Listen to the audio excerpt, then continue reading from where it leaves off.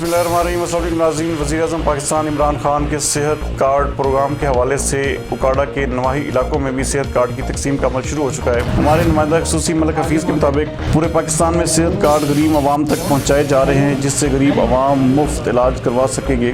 اوکاڑہ کے نواحی گاؤں 43 4L میں ڈاکٹر محمد منیر جتالہ کی رہائش گاہ پر غریب عوام کو صحت کارڈ دیے گئے۔ صحت کارڈ کی تقریب کے مہمان خصوصی ٹکٹ ہولڈر ڈاکٹر منیر جتالہ نے غریب عوام میں صحت کارڈ تسلیم کیے اور کہا کہ صحت کارڈ سے غریب اور نادار افراد مفت علاج کروا سکیں گے۔ اس کے حوالے سے مزید دیکھتے ہیں ملک حفیظ کی یہ رپورٹ۔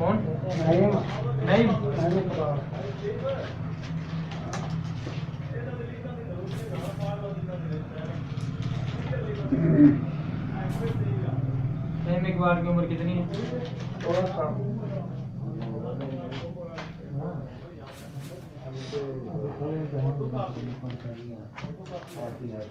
آگے ندیم اقبال۔